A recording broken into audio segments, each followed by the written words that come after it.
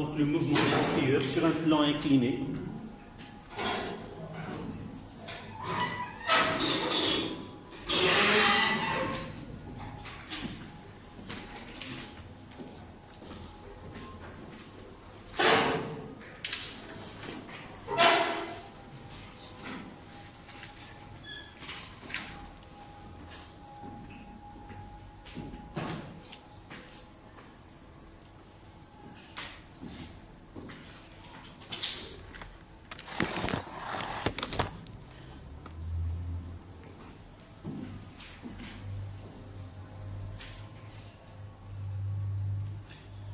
Donc la première des choses, on doit définir le système à étudier, puis faire l'inventaire des forces exercées sur le système qui est le skieur, déterminer la vitesse de G en A, sachant que le skieur part de A sans vitesse initiale, c'est-à-dire que VA est égal à 0.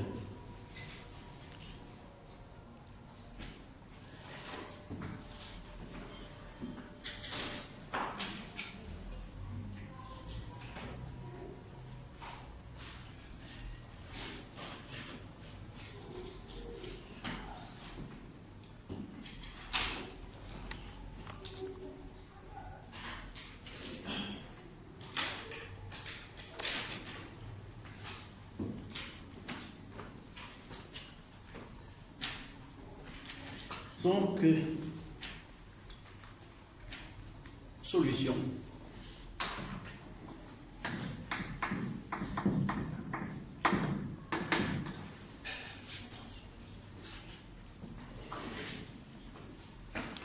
Donc, pour déterminer la nature du mouvement, nous devons appliquer la loi de Newton, la deuxième loi. Pourquoi nous devons aller vers la deuxième loi de Newton et non pas la première loi?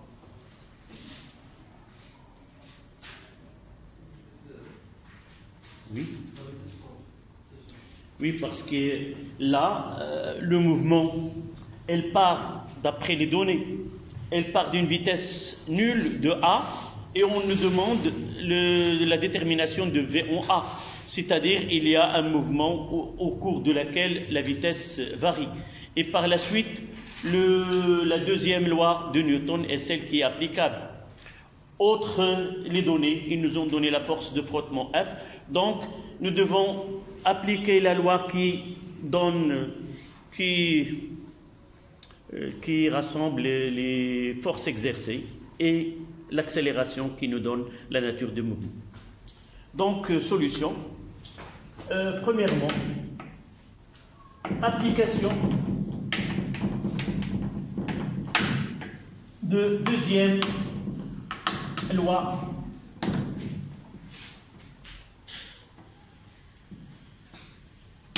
de Newton.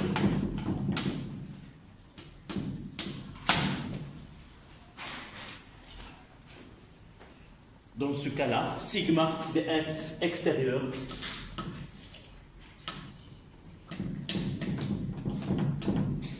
est égal la masse fois le vecteur vitesse accélération de centre de gravité de skieur.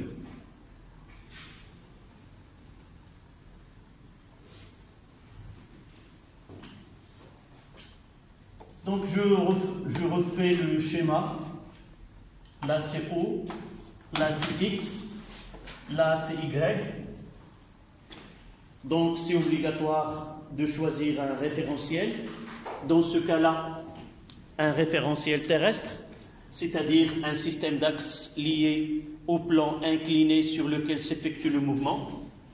Et nous l'orientons selon le sens du mouvement.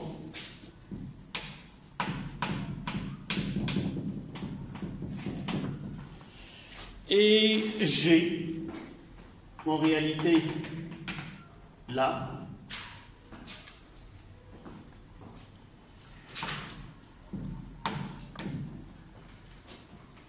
l'horizontale qui nous détermine l'angle alpha, Je vais essayer de représenter les forces qui s'exercent sur le skieur.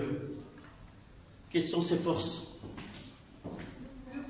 D'abord le poids, c'est la verticale, elle est perpendiculaire à l'horizontale, oui.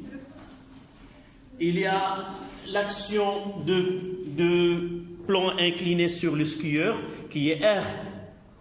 Et cette force R, elle est, nous l'avons déjà étudiée soit en tronc commun, soit en première année.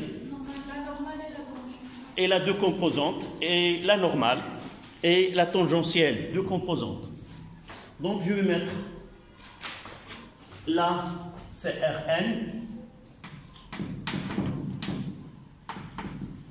Et la tangentielle, comment il est? C'est une force, nous l'avons étudiée dans le sens opposé du mouvement. Nous l'avons traité l'année dernière comme une force de frottement. Et cette force de frottement, son travail, il était négatif. Donc c'est une force qui est résistante. Donc là, je mettrai petit f. Là, je ne vais pas la noter RT. Je vais la noter selon les données. En réalité, c'est égal à R, la composante tangentielle. D'accord? Et de là, les deux forces, les deux composantes constituent R.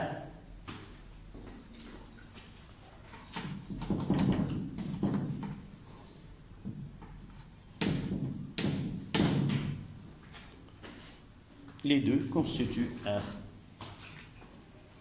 Donc il y a deux forces, le poids et l'action de plan incliné sur le skieur, évidemment sur les skis.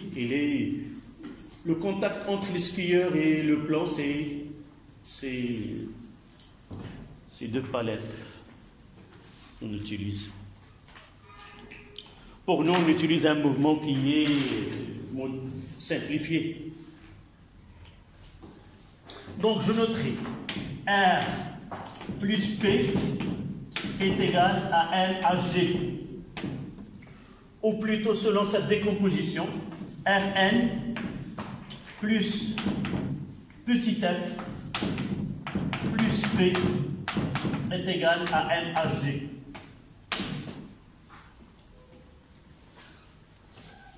Voilà la deuxième loi, comment il s'applique à ce cas-là, qui est simple, où il y a uniquement deux forces qui s'exercent sur le système étudié.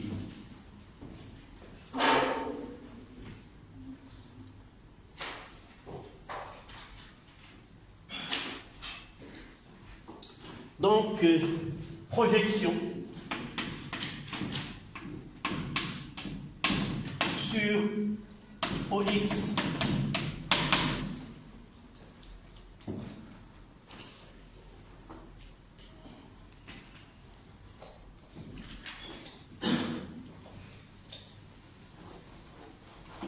projection sur l'axe des X. La première des choses, on mettra Rnx plus Fx plus Px égale à MAG selon X. Et je vais essayer de voir la projection de chaque vecteur force. Comment Rn par rapport à l'axe OX, de son nom normal, il est perpendiculaire, donc c'est 0. Pour R petit f, elle est parallèle de sens opposé. Tout vecteur parallèle et de sens opposé, sa projection est égale à moins sa norme, donc c'est moins f. Mais P, je vais essayer, nous l'avons travaillé l'année dernière, je vais essayer de reproduire le poids ici. Voilà Y, voilà P,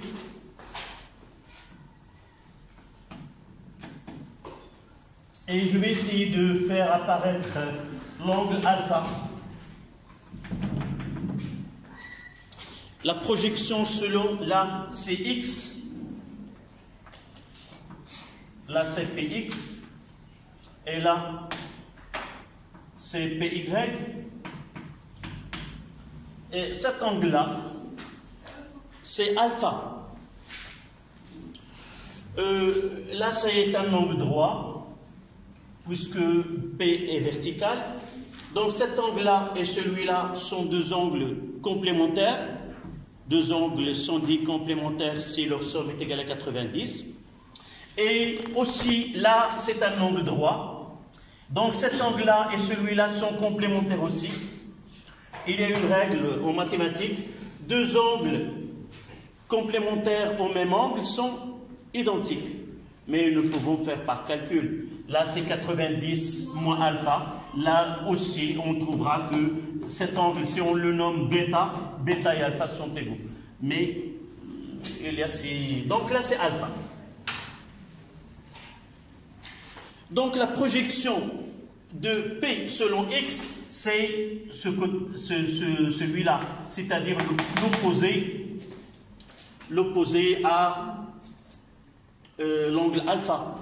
Donc, la première des choses, comment il est cette projection? Est-ce qu'il est positif ou négatif? Positif. Comment on... Non, négatif. P. Pour connaître si une projection est positive ou négative. Par rapport au sens, sur l'axe des ordres. Selon l'axe des X, là. X. Oui. Regardez comment il est orienté vers le bas. La projection, elle est négative si l'angle que fait ce vecteur-là avec le vecteur unitaire est un angle obtus, supérieur à 90.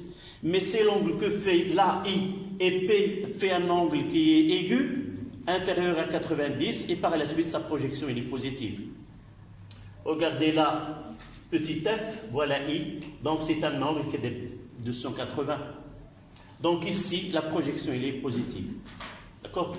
Et ça donne, si je fais le sinus alpha, ça donne Px, le côté opposé sur l'hypoténuse qui est P.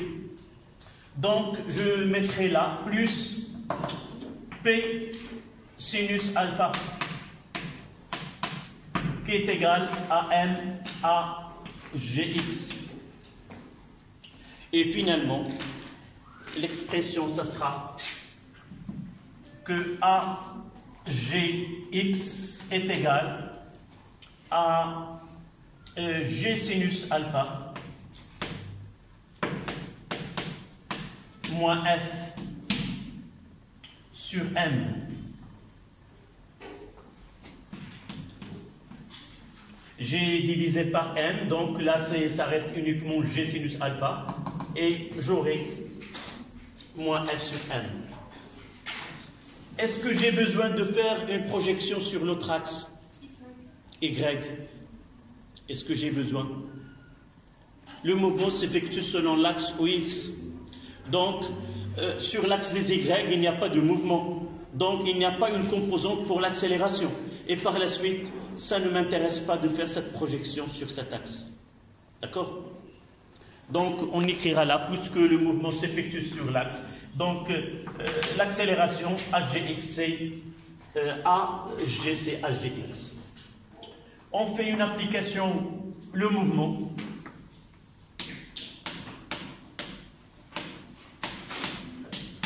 S'effectue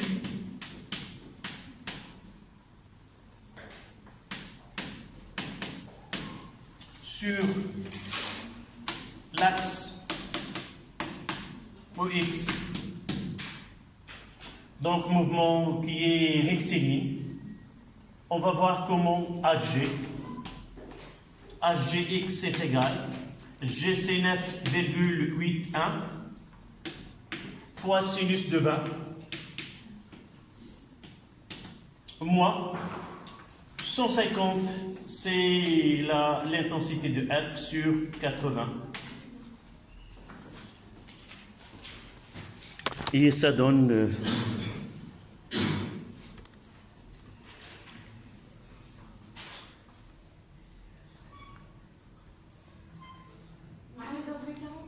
Combien?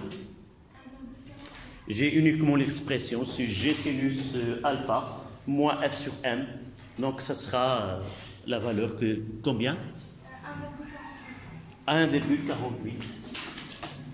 HG x est égal à 1,48 mètres secondes moins 2.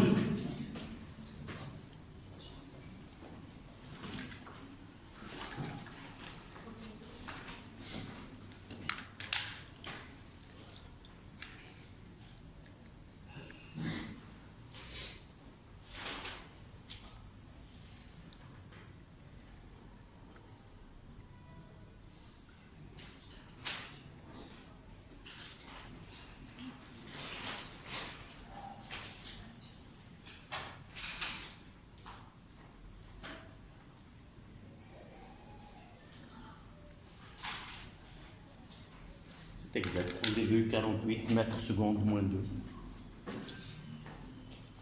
Donc on va compléter par une phrase que le mouvement de centre de gravité du skieur est un mouvement rectiligne uniformément varié. Donc conclusion.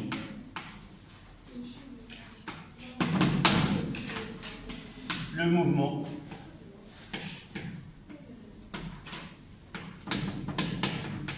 du skieur est un mouvement rectiligne uniformément varié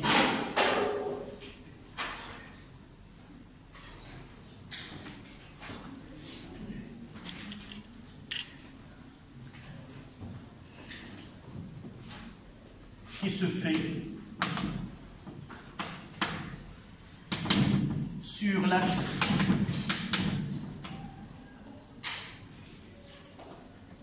OX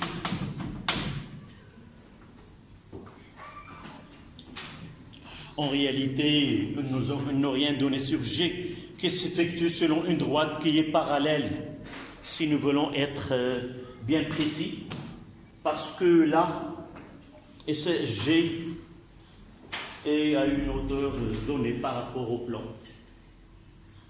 Donc G qui se fait selon une droite sur une droite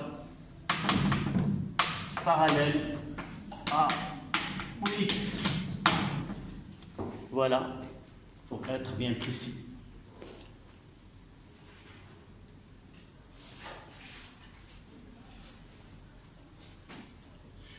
Oui.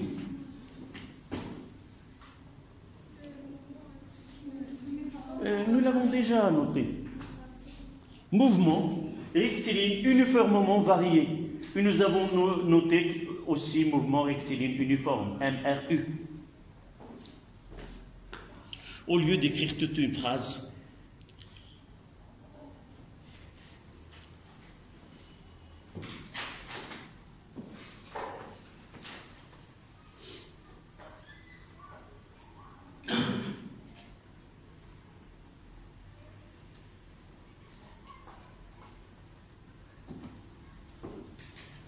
la deuxième question.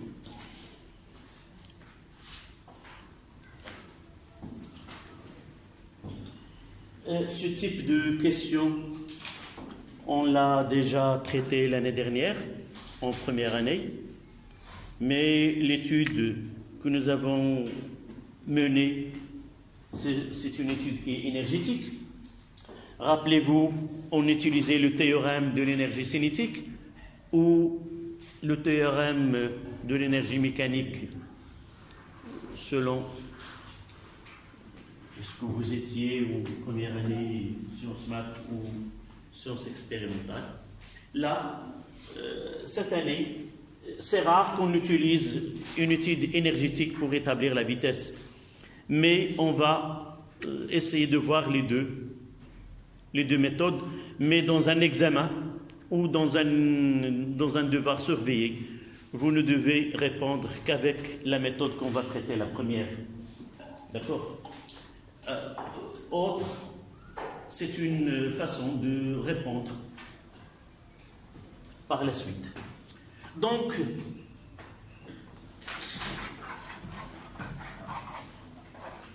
comment arriver à déterminer cette vitesse? Quelles sont les relations que nous avons? Une fois que le mouvement est rectiligne uniforme, ça donne accès à un mouvement rectiligne uniformément varié. Ça donne quoi? Donne Hg est égal à une constante. Dans ce cas-là, c'est 1,48 mètres secondes moins 2. La première des choses. Deuxièmement, la fonction vitesse V est égale à quoi? J'utilise V de G de T est égal à HGT plus V0. Et la troisième relation, c'est X de T qui est égal à 1 demi HGT carré plus V0T plus X0. Une fois que j'arrive à montrer que le mouvement est rectiligne uniformément varié, je dois avoir ces relations sur ma feuille de recherche. Et selon la question, je vais essayer de combiner ces relations selon ce qu'on me demande. D'accord? Il nous demande une vitesse en A. La vitesse en B, elle est donnée, qui est nulle. Mais pour déterminer, si vous analysez ces relations, vous trouvez que pour déterminer une vitesse d'une façon directe, je dois avoir l'instant. Pour déterminer VA, je dois avoir TA. Donc, cette possibilité n'est pas réalisée. Mais il nous donne XB. Il nous donne XA.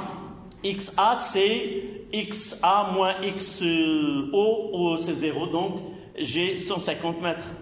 Donc, pour arriver à V, je dois passer par T. Et pour passer T, je dois passer par X.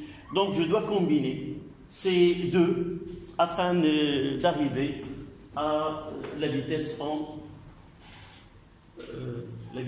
A. Parfois, cette méthode, elle est un peu, ça demande du travail. Mais généralement, les données sont simples de telle façon que l'arrivée à cette expression ne sera pas difficile. Donc, ces relations sont générales. On va les appliquer à notre cas. Je vais mettre dans notre étude.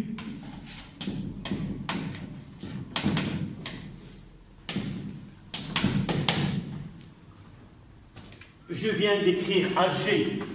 AG est égal à 1,48 mètres secondes moins 2. Et V de G dans ce cas-là est égal à combien? Je remplacerai. C'est 1,48 fois T. À quoi est égal V0 dans ce cas-là? C'est 0. Et l'autre qui reste, X de T, ça donne 1,48 divisé par 2. Donc là, divisé par 2, c'est 0,74.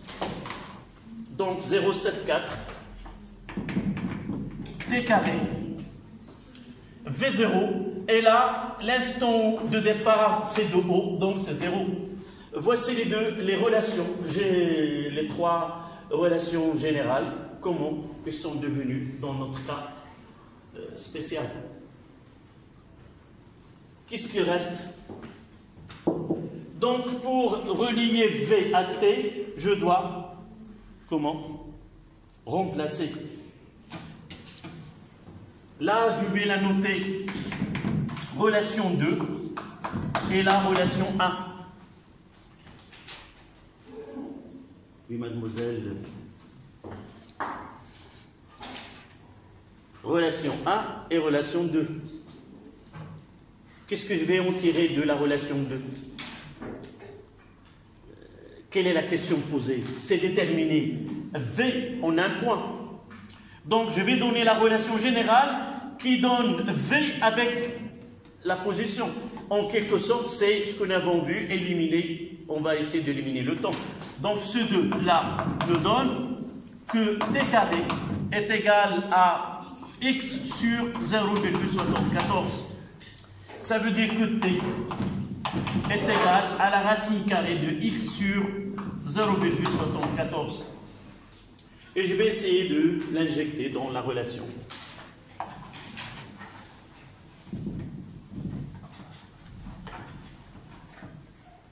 Donc V de G de T est égal à 1,48. Normalement, je devrais passer par AG, mais ça multiplié par T, qui est la racine carrée de x sur 0,74. En réalité, celle-là, ça c'est quoi? Ça c'est A, AG. Et là c'est AG sur 2. D'accord? Donc, je mettrai V de G en A est égal à 1,48. Je peux faire entrer ou faire sortir une relation, c'est 1,48 sur 0,74 fois x xa. Donc V de G en A, ça donne la racine carrée de 1,48 sur 0,74 fois 150. Les données, c'est OA est égal à 150. OA, 150 mètres. Et OA, c'est XA moins 0. Donc XA, c'est 150.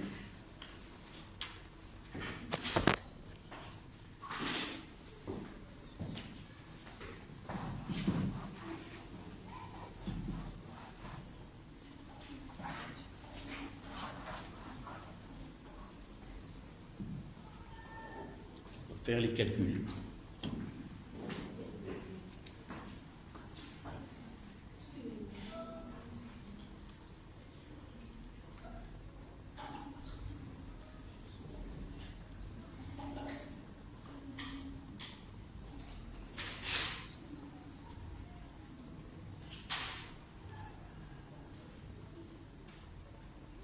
C'est combien?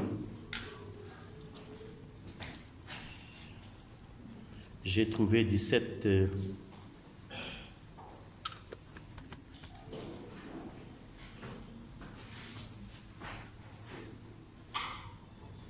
sauf 17,32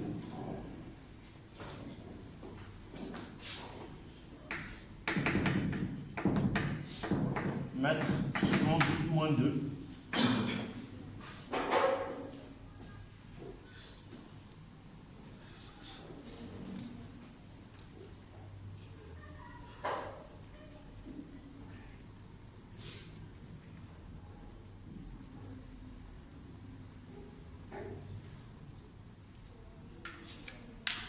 Voilà.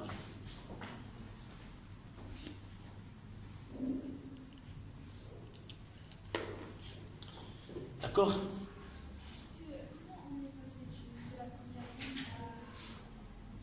Ah bon. Là, je dois avoir ici le carré. Je fais entrer, là je dois mettre le carré.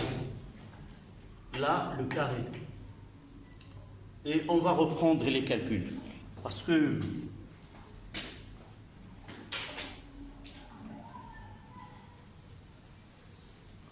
là, 1, en offrant en entrant le 1,48 sur le racine, on va mettre le carré. Donc, essayez de refaire, s'il te plaît, 21, donc à peu près 21. Donc, VG en A, c'est presque 21 mètres seconde moins 1. Voilà, il fallait ici le carré.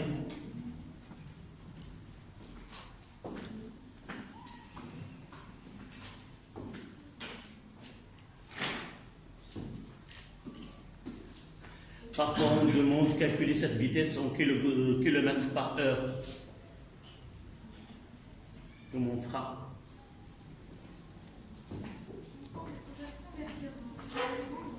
Oui, comment? C'est 21.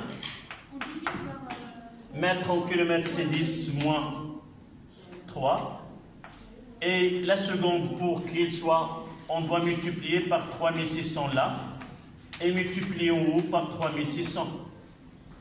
C'est-à-dire, en quelque sorte, pour convertir du mètre par seconde en kilomètre par heure, il suffit de multiplier par 3,6.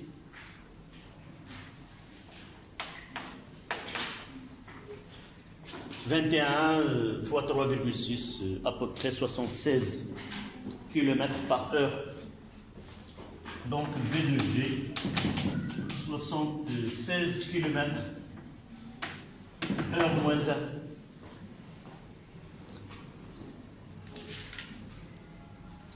Donc 21 fois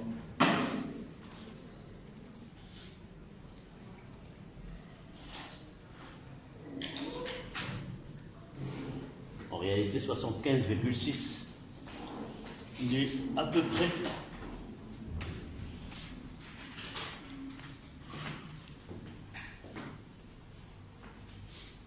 donc on utilise l'application, deuxième application.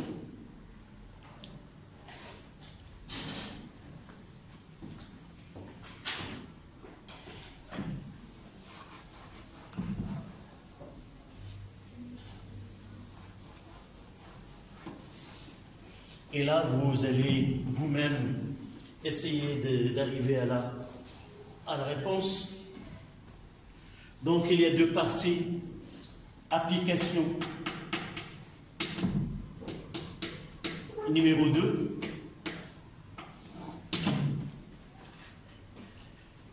Là, c'est A, B, et là, c'est C. Là, c'est alpha est égal à 45 degrés. De là à là, c'est 30 cm. Nous avons un solide en mouvement, sans frottement, dans cette partie-là, soumis à une force F constante, avec F est égal, on va essayer de voir,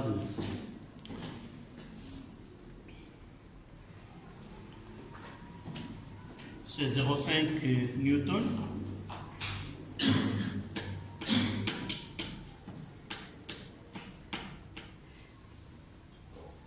La masse M, c'est 0,2 kg. On prendra G pour faciliter 10 newton kg moins 1. Là, sans frottement,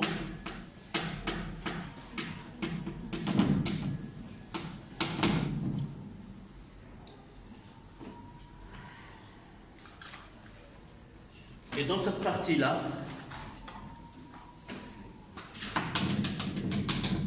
le coefficient de frottement K, qui est égal à la valeur absolue de R T sur Rn, qui est égal à 0,1. Et ce corps-là, on garde la force F.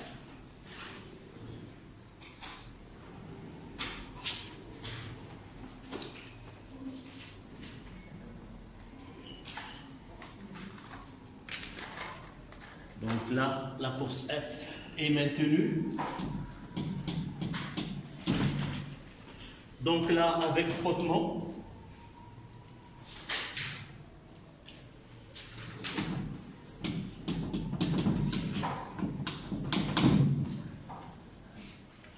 J'ai dit là c'est O,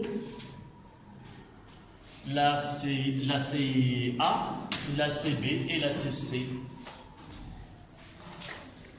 Donc, elle s'arrête ici. Le mobile s'arrête en C.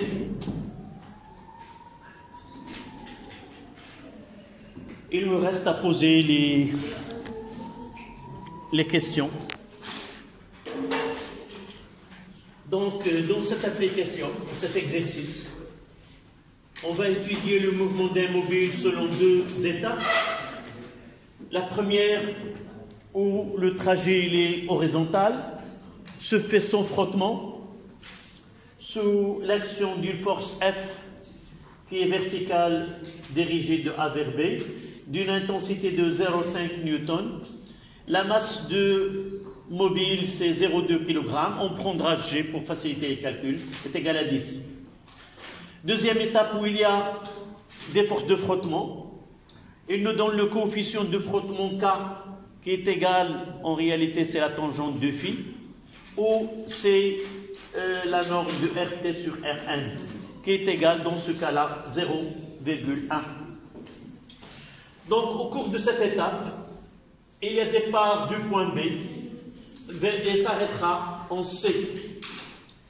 La première des choses, il nous demande dans la première étape la nature du mouvement et la détermination de la valeur de l'accélération de centre de gravité, puis déterminer la vitesse en B.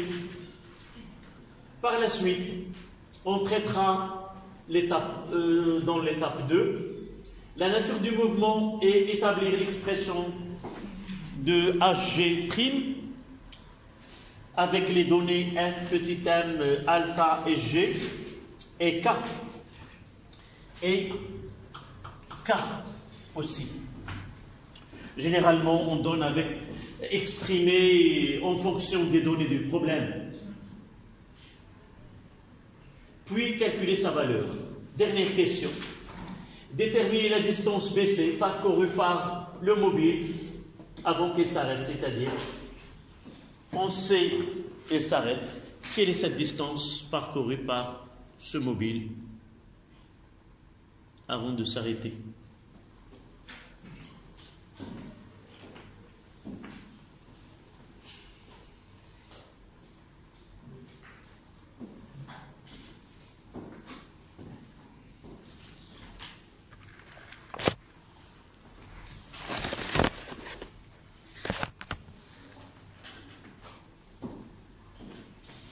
Essayez de chercher la première question.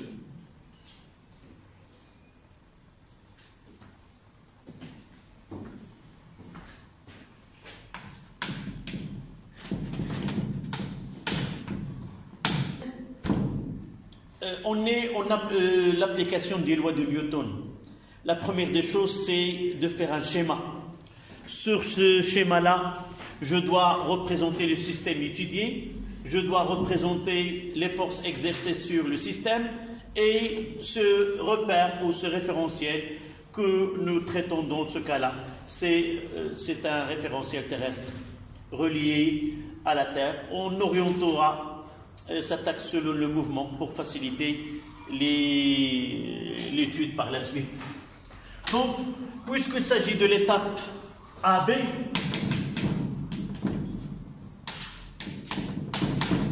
je ferai que la partie AB, là. Et je vais choisir le mouvement, il est rectiligne, donc là c'est O, et nous avons la A, là c'est X, et là nous avons B. D'accord? Je mettrai le système qui est ce corps schématisé. Et il y a la force F.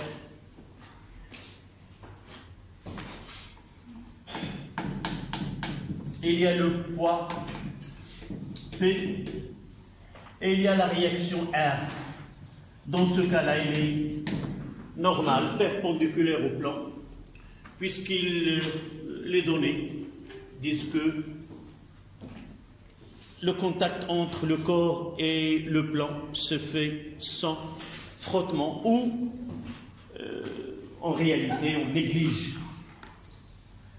Devant l'intensité de la force F, on peut considérer que cette petite F est négligeable et par la suite le mouvement s'effectue sans frottement. Donc la loi, deuxième loi de Newton, ça sera R plus F plus P est égal à MAG.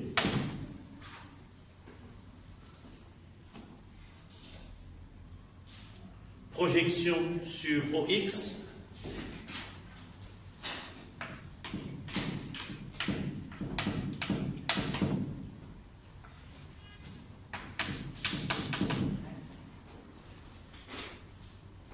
Et pour simplifier, ça reste que F. F est égal à MAG. Donc AG est égal à F sur M, qui est égal à une constante.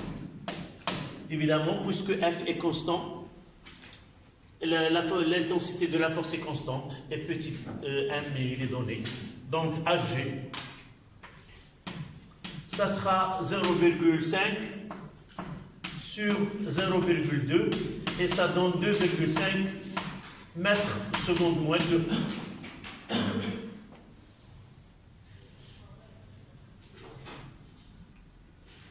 Donc le mouvement de S est un mouvement rectiligne uniformément varié.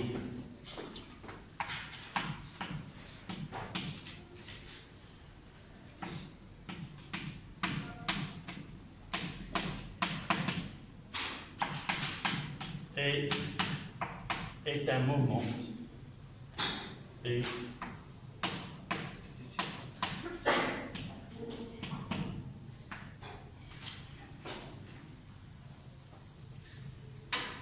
mouvement rectiligne uniformément varié.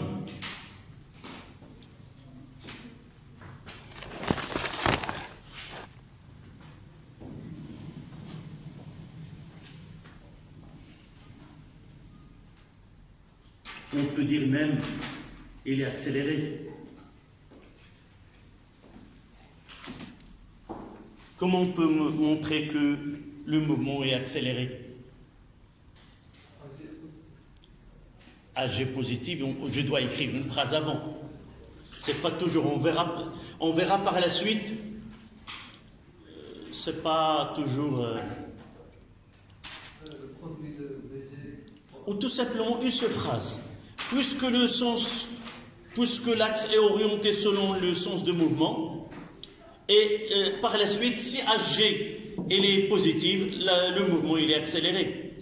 Pourquoi nous avons choisi le sens, cette phrase-là? Parce que toujours, le vecteur vitesse est là le même sens que le sens de mouvement. Donc, par la suite, la projection de HG, c'est les positives, donc le mouvement, HG, il est de même sens que V. Et c'est la projection négative, HG est de sens opposé à V. D'accord? Donc, nous disons que puisque le sens positif est le sens de mouvement,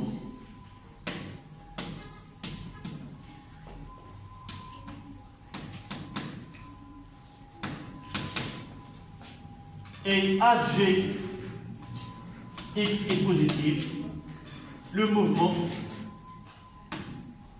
donc le mouvement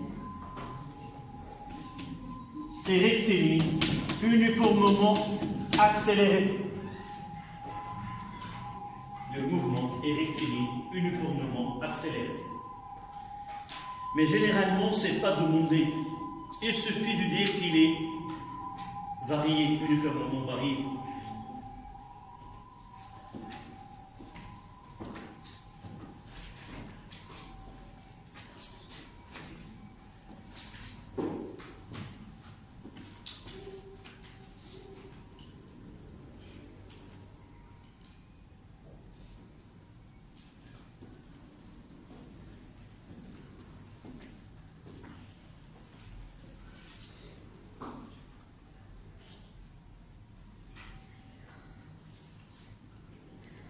cette partie-là, lorsque le problème posé, on voit que l'axe d'étude selon lequel se fait la projection, elle est orientée selon le sens de mouvement.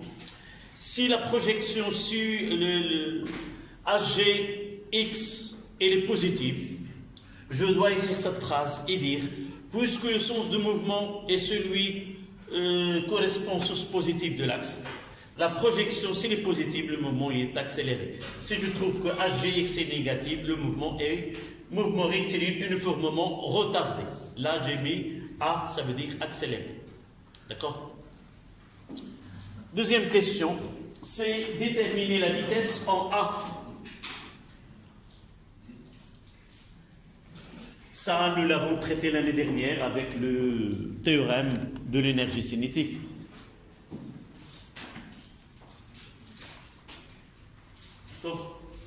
Mais là, on est en train d'appliquer les lois de Newton, c'est-à-dire appliquer les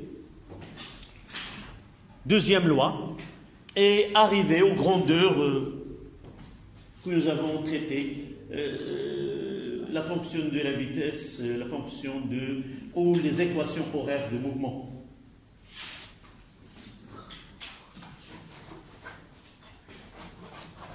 Dites-moi comment peut-on arriver à déterminer cette... Nous avons traité un cas qui est similaire. D'accord? Reverrez ce que nous avons traité tout à l'heure dans l'exercice précédent.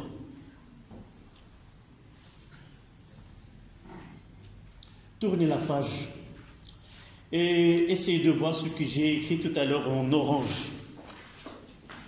Un mouvement qui est rectiligne uniformément varié nous donne 3. Voilà. C'est la même. Oui, on va traiter la même. C'est la même question. Donc là, 1, 2.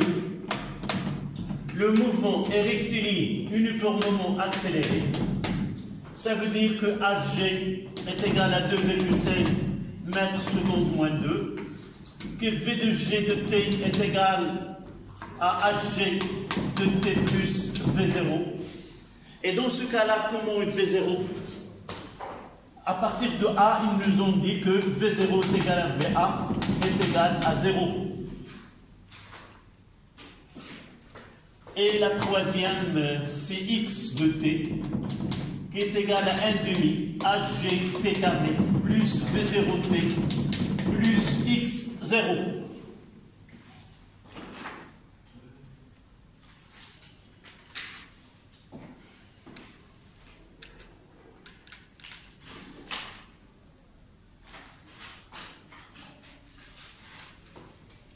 Donc, en appliquant les données à ceci, donc VG de T, ça donne HGC 2,5 fois T, et X de T, ça donne 1,25 T carré, tout simplement.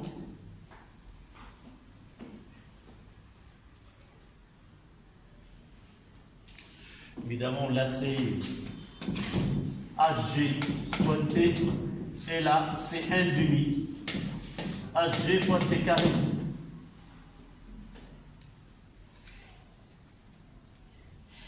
On combine les deux relations. X, donc VG, lorsque au TB, est égal à 2,5 TB. Et XB est égal à 1,25 TB au carré. Avec XB est égal à 0,3 selon les données.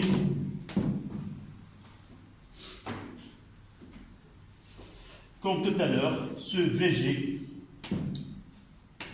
au point B est égal à 2,5 fois la racine carrée de XB sur 1,25. On fait l'application numérique. C'est 2,5 fois 0,30 sur 1,25.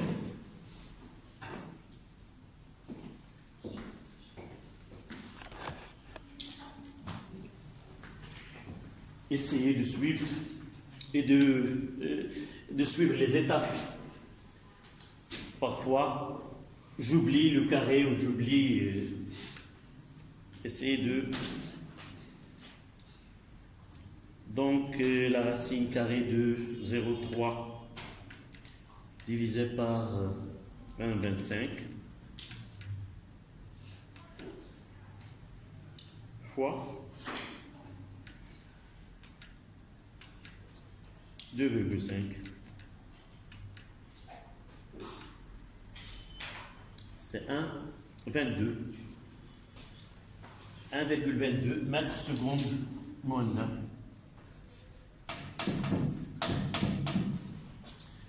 Dites-moi c'est...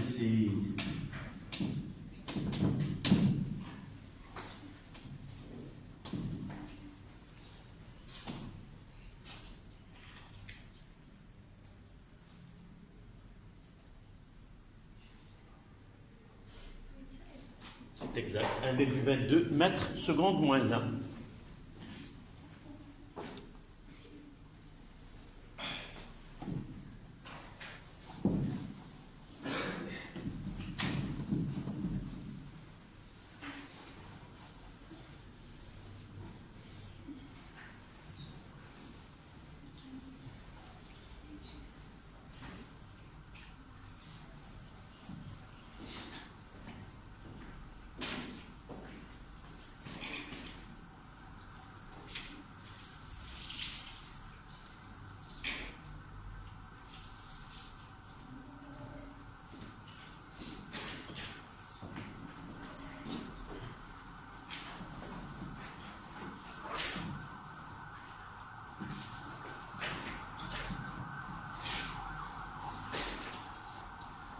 Dans certaines questions, il faut bien réfléchir à la question et essayer de choisir le chemin adéquat pour répondre à cette question. Dans cette partie-là, il y a une force R qui a une composante tangentielle et une composante normale. Ils nous ont donné une relation entre les deux avec ce coefficient K. Donc, j'aurai dans les projections sur les deux axes, j'aurai ce RT et ce RN, mais je dois les éliminer par la suite. D'accord? Donc, la partie 2, étape BC, je vais faire le schéma. Là, c'est alpha. Je vais choisir un repère. Là, c'est X. Là, c'est Y. Et là, c'est O' qui coïncide avec le point B. Et j'aurai le point C là.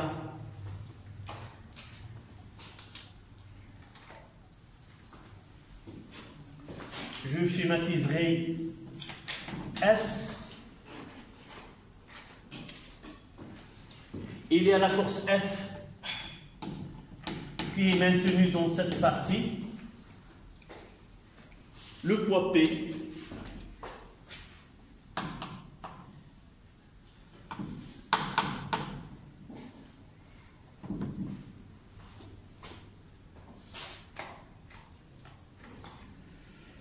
Le sens de mouvement est vers le haut, donc là c'est Rn. Et RT.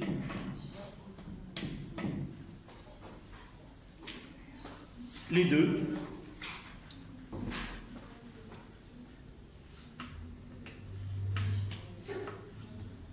Là c'est R.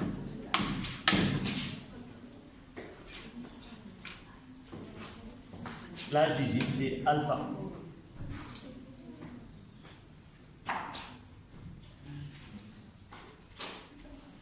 la question de A, c'est la nature de mouvement.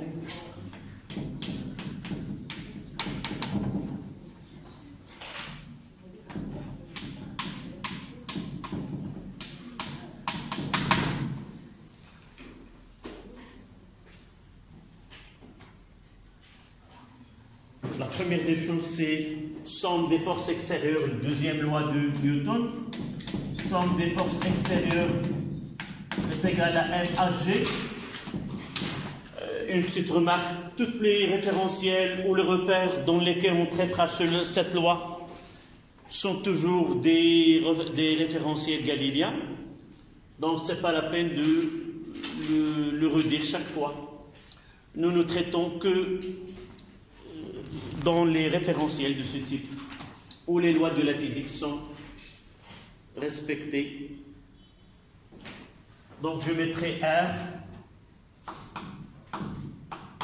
plus P plus F égale à FAG, que je mettrai prime, pour différencier l'accélération dans l'étape 2 de l'étape 1.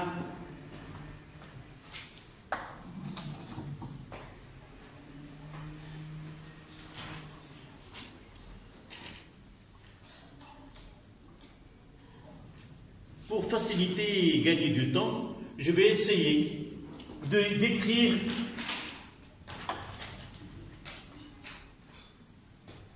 R dans le repère OXY, X majuscule, Y majuscule ou X prime égale prime. Donnez-moi les composantes là. R. Elle aura R, comment? C'est moins RT. Et Rn. Non. Et la Rn, elle est orientée même axe. Là, c'est R. Et la décomposition est Rn et RT. D'accord? Plus P. Dans le plan incliné, toujours les composantes de P, c'est P sinus alpha sur X et P cosinus alpha sur Y. Il nous reste uniquement le signe de cette projection. Négative. Si j'essaie de voir l'angle que fait I avec cette P, voilà I. Donc l'angle il est obtus. Donc ça sera sur X moins P sinus alpha. Tout à l'heure nous avons l'axe orienté vers ce côté-là, vers l'autre sens, et l'angle c'était aigu, donc nous avons plus, mais dans ce cas-là c'est moins. Pour P, elle est négative, et ça sera aussi moins P cosinus alpha, plus F, les composantes de F dans ce référentiel, dans ce repère. Selon X, c'est F. Puisqu'il est parallèle à l'axe des X, elle est perpendiculaire, là, 0. Est égal à quoi? MHG. MHG prime, selon X, est là, quoi? Qu'est-ce que je mettrai là? MHGY. Nous ne le savons pas. Nous ne savons pas l'expression de HGZ. Une accélération, ça veut dire quoi? Ça veut dire qu'il y a un mouvement. Est-ce qu'il y a un mouvement sur cet axe-là? Non. Donc je mettrai 0. Pas de mouvement sur l'axe des Y. Et par la suite, je mettrai MHGY est égal à 0. Et de là, je vais essayer d'avoir deux équations. Moins RT moins P sinus alpha plus F est égal à MA'G. Et l'autre, Rn moins P cosinus alpha est égal à 0. J'ai dit pourquoi j'ai choisi ce schéma ou ce chemin. Parce que ils nous ont donné exprimer l'accélération A'G en fonction, essayez de voir la question, en fonction de M, de F, de alpha et de K. Donc, ce cas-là, lorsque je reviens à l'expression de K, ça veut dire que Rt et Rn doit être remplacé par K. Et je dois avoir un rapport des deux. Et c'est pour cela, je vais essayer de tirer l'expression de Rt de là et de Rn de là. Ou tout simplement de les remplacer. D'accord? Donc là, c'est l'équation A et là, c'est l'équation 2. Donc 1 devient, je mettrai RT de l'autre côté. Et ça donne RT est égal à MA. Je le mettrai de ce côté-là. Il me reste F moins P sinus alpha moins M A prime G. Et l'équation 2, ça donne quoi? Rn est égal à P cosinus alpha. Pourquoi j'ai fait ce travail-là? C'est tout simplement pour dire que K, qui est égal à la valeur absolue de Rt sur la valeur absolue de Rn, n'est autre que F moins P cosinus moins P sinus alpha, je mettrai 1 sur 2, moins P sinus alpha moins M A prime G, le tout sur P cosinus alpha.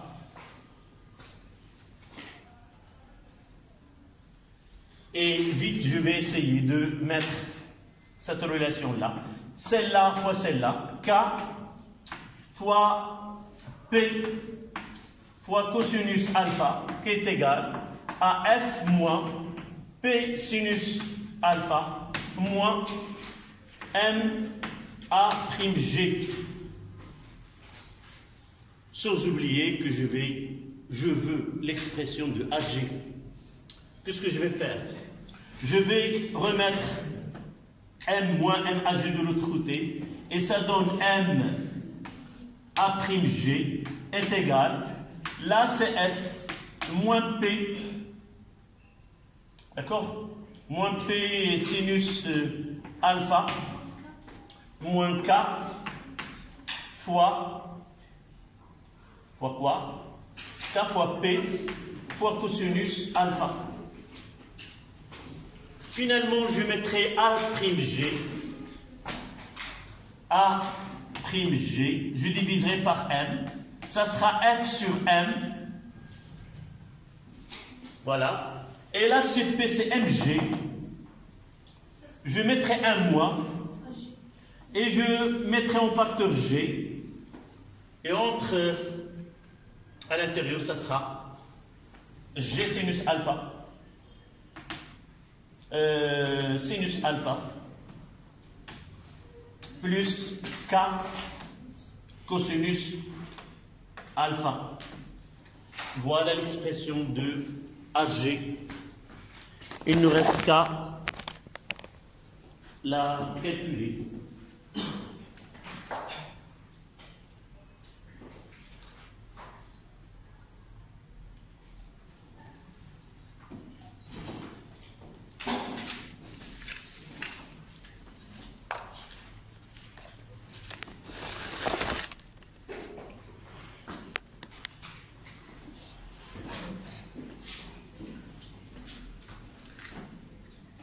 Le temps que vous écrivez, je vais essayer de faire un calcul.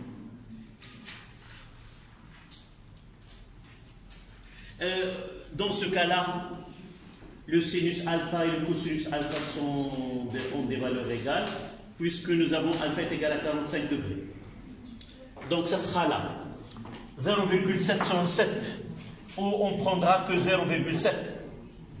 Et là, 0,7 fois 0,1, ça donne 0,07. Ça sera 0,77 là. 0,77. On mettra multiplication par 10, ça donne 7,7. Et là, ce f sur m, nous l'avons déjà calculé, c'était 2,5. Là, f sur m, c'était l'accélération de la première étape. Donc 7,7 moins 7,7, ça donne moins 5,2. Moins 5,2. Donc l'accélération là, HG, je vais le noter de l'autre côté.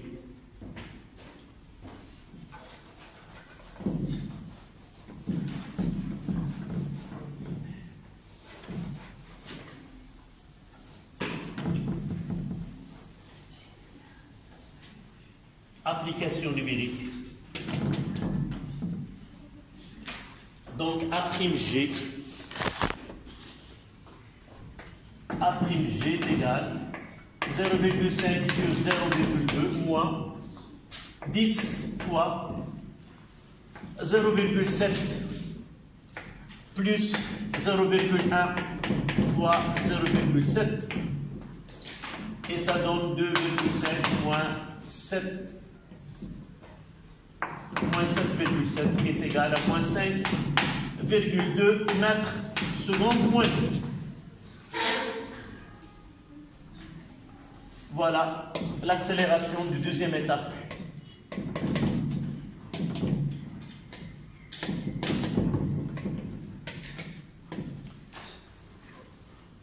Et qu'est-ce que nous allons dire là? Ce que nous avons discuté tout à l'heure. Oui, quelle est la phrase qu'on doit écrire? Puisque le sens de mouvement coïncide avec le sens positif et AG négatif, donc le mouvement il est retardé. Mouvement rectiligne uniformément retardé. Donc puisque le sens positif est selon le sens de mouvement,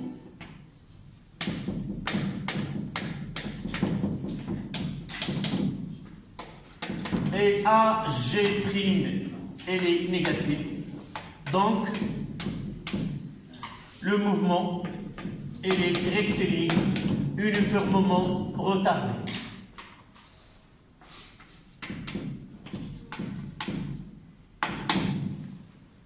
Il est uniformément retardé.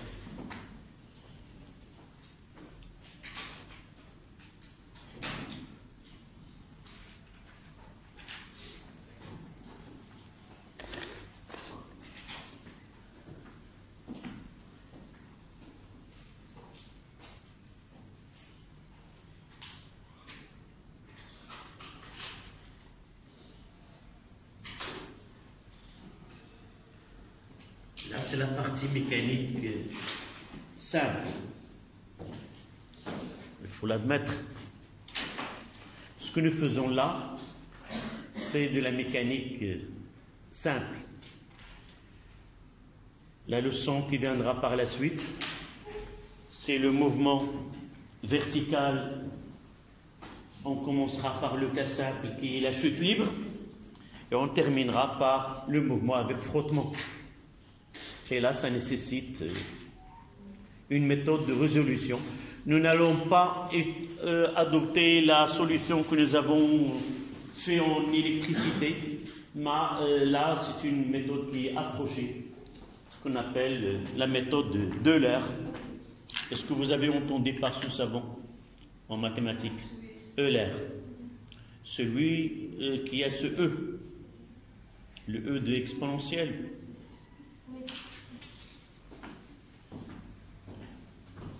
La dernière question, dites-moi comment on va, c'est déterminer la distance OC. Là, il y a vous devez être méthodique. Distance, donc je vais essayer de poser quoi? Comme nous l'avons traité tout à l'heure. Distance ou temps, ou des questions comme ça, je dois avoir devant moi les équations horaires et la fonction de vitesse. Chaque fois qu'on demande de déterminer la distance et quel est l'instant la durée d'une partie ou quelque chose comme ça, je dois commencer là, je mettrai 2. Et je commencerai par mouvement rectiligne uniformément retardé et je vais écrire les équations qui correspondent à ce cas-là. Donc 2, mouvement rectiligne uniformément varié. Je mettrai A'G est égal à moins 5,2 mètres seconde moins 2, suivi de quoi? V de G est égal quoi? C'est A'Gt fois V0. N'écrivez pas, vous me suivez. À quoi est égal V0 dans ce cas-là? On ne va pas dire qu'il est 0. Sinon, tout ce que nous faisons, vous allez comprendre par la suite que toujours il y a ce V0 est égal à 0. C'est l'instant où nous avons commencé le mouvement de l'étape. C'est VB. Là. C'est là le commencement du mouvement. L'origine correspond donc, nous avons choisi le début, c'est V0 est égal à VB. Et d'ailleurs, c'est pour cela qu'ils nous ont demandé de calculer sa valeur dans l'étape 1. Et vous voyez que le point B, il appartient à la première étape et la deuxième étape. C'est le dernier point de la première étape et le premier point de la deuxième étape. Donc, il me reste à écrire x de t. Je mettrai là par la suite x de t. Ça sera 1/2 A'Gt carré plus V0 t plus x0. Et dans ce cas-là, x0 est égal à 0. J'aurai Vg de t est égal à moins 5,2 t plus V0 c'est 1,22 et x de t là ça sera la moitié de ce 5,2 c'est 2,6 5,2 divisé par 2. C'est ça, 2,6 moins 2,6 t carré plus V0 c'est 1,22 t plus 0 parce que le point B correspond à l'origine de l'espace. D'accord?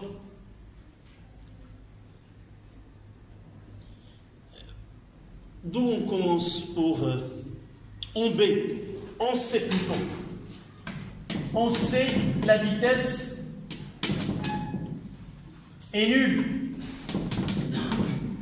C'est VC est égal à 0. Ce qui donne quoi? TC est égal à 1,22 sur 5,2. Pour ne pas laisser... Je vous demande quelques secondes. Ça donne combien? Et je vais revenir à XC est égal moins 2,6 fois. Et combien ce TC? 0,23 secondes. C'est 0,23 au carré plus 1,22 fois 0,23.